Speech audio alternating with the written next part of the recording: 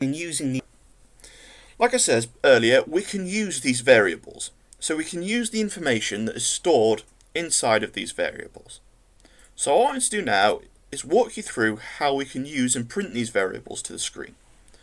So let's go over to Create with Code.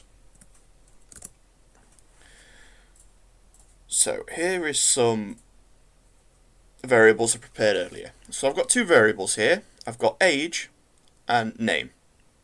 Now at the moment I'm saying that age equals 12, and then I'm doing something strange here. I'm doing print and then brackets and bracket, and then I've got the name of my variable stored inside. Now remember, normally we write print like this. So we write print with the speech marks and then we put some text inside.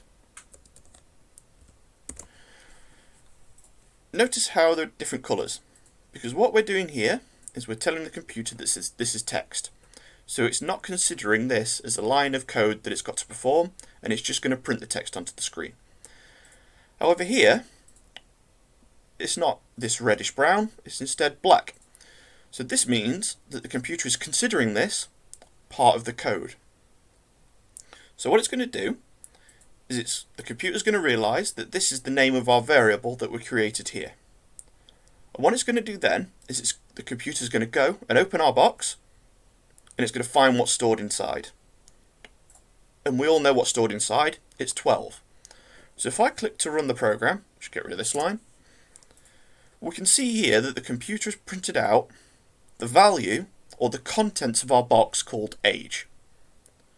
So we can do this, and we can create any variable and store any information inside, and we can print the contents of that variable onto the screen. So let's have a look at our second example here. I've said name equals Mr. Peak, and then print name. So again, if I click run, the computer has gone, right, I need to find the box name, and I need to find out what's inside. So the computer's opened the box, and it's printed the contents onto the screen, and the contents of that are Mr. Peak. So let's think back to one of our rules that I mentioned earlier. If I quickly hop back over to the presentation and go back to our rules, consistency. Name is not the same as name with a capital M or name in all uppercase. So let's have a look at what that actually means in Create with Code. So here I've created my variable called name, and I've got a lowercase m. So if I was to try and reference my variable, or call my variable with all capitals, do you think it's going to work? Because I don't. So here, name error. Name in all capitals, is not defined. So what this means is the computer searched for a box called name with all capitals, and it can't find it. So it's saying, right, this box doesn't exist, so I can't give you the contents of that box, so there's an error. So that is what that rule means about consistency. If you create your variable like this, you need to make sure that you write it exactly the same when you call that variable. So if I was to change the name of my variable here and call it name in all caps and then click run, the program works, because suddenly there is a box called name in all capitals, so the computer can find it. So if we hop back over onto the presentation, we can then start to form little conversations. So that's where we talked about just printing the contents of the variable, and now we're going to start combining this with some text. So we can combine printing text or a string that the computer knows is just text, so here we can see that it's brownish reddish colour, along with our variable. So we can start to build little conversations between ourselves and the computer. So again, let's go back over to Create with Code, and let's have a look at how we start doing that. So here I've got age equals input, what is your age? So at the moment, the computer's going to ask me for my age, and it's going to store my answer, what I enter into the computer, inside of the variable called age. What we're then doing is ignoring that Steam notification in the bottom right hand corner and carrying on. We're printing my age and a little bit of what we call flavor text to give a little bit of context to the information we're printing onto the screen. So I'm saying your age is, and then age. Notice, again, the different colours.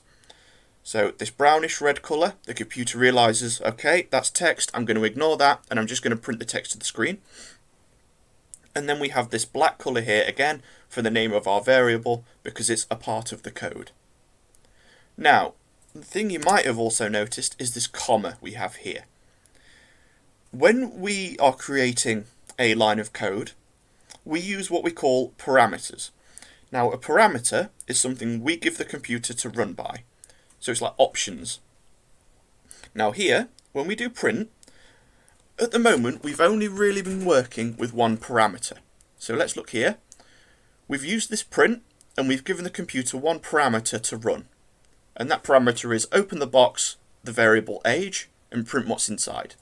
Now we're giving the computer two things to do in one line of code. So we're saying, right, the first thing I want you to do, the computer, is to print your age is. And then the second thing I want you to do is print the contents of the variable called age. So we've given the computer two things to do. But if we tell the computer to do those two things at the same time, well, the computer gets really confused and doesn't know what to do. So what we need to do is separate those two instructions. And we do that by just adding a comma. Just to tell the computer, do this first, then do this.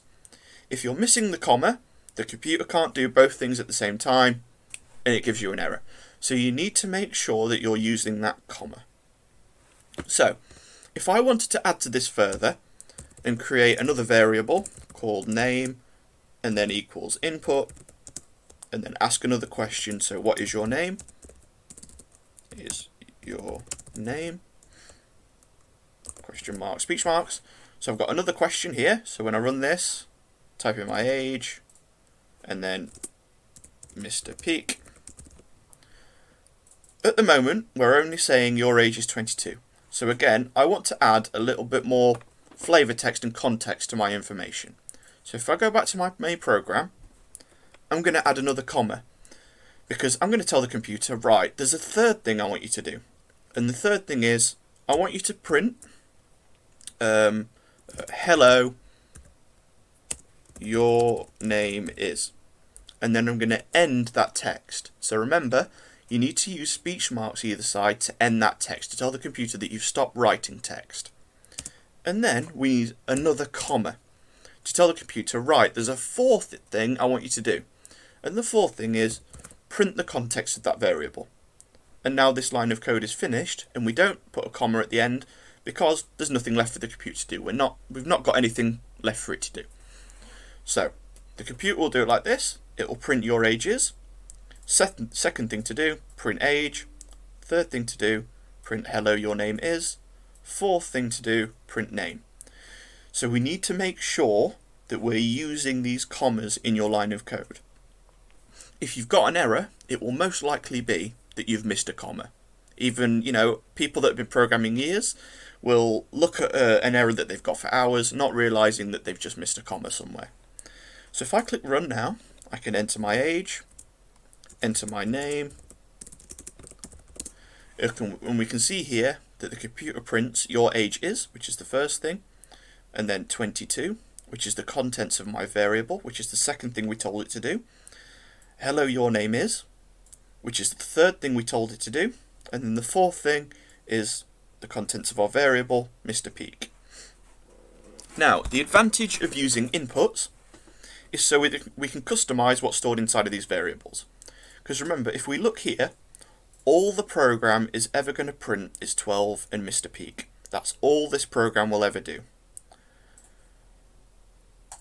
But if I run this program instead, and instead put for my age, 74, and then my name is now Bob, when I click OK, it says your age is 74 and hello, your name is Bob. So this program changes based on what we enter and what's stored inside of these variables. So what I want you to do now is, using those skills that we've just gone over, I've got a third task for you, surprise, surprise. Okay, so the third task is, what I want you to do is ask the user 3 questions and then store their response in a variable. So you're going to have to create 3 variables, and your 3 questions are: what is your name, what is your favourite film, and what is your favourite song? So remember, you're going to have to create 3 variables following the rules, so make sure the name of your variable is appropriate, and that when you reference it in your print, that you use the correct name that you defined it as. And then after you've created your 3 variables and asked the user these 3 questions, just like we did in the demo I just showed you, I want you to use the print statement, the print function, to sort of feed back the user's answers to them. And you can add a little bit of flavor text just like I did. So here's an example that I've made, not using these questions, that you can maybe follow as a guidance. So here I'm asking the user 2 questions. Age equals input, what is your age? And food equals input, what is your favourite food? And then I'm saying print, you are, notice the comma, so I'm telling the computer to do an additional thing. Print the age, which in this context here is 21. Another comma, because I'm telling the computer to do the next thing. Years old and cool. Something, food, which is the name of my variable here. So whatever the user enters, in my case, it's pizza, because it is the best. Food is my favourite too.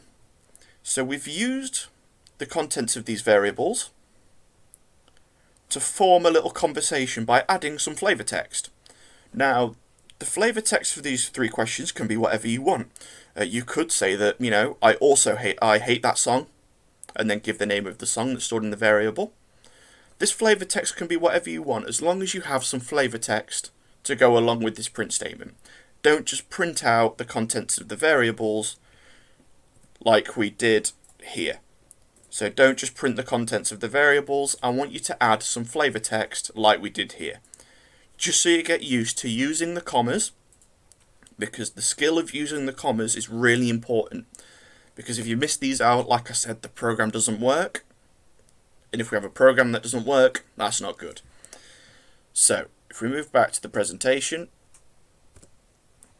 you can either pause the video here on this example to help you as you're doing the task, or pause the video here. Okay, hopefully you've had a good go at that task. We will be expecting you to upload the results of this and share the results in Teams so we can monitor the work you've been doing. And we'll give you feedback. If you needed any if you need any help, please just put a message in the chat. That's fine. We can live demo. But that is this lesson complete. Congratulations, you now know how to use variables in Python. And hopefully you can start to program these yourself. Next lesson, we're going to look at how we can start forming a conversation between you and the computer, as a user and a computer, and how we can have that conversation go in different directions based on what you enter.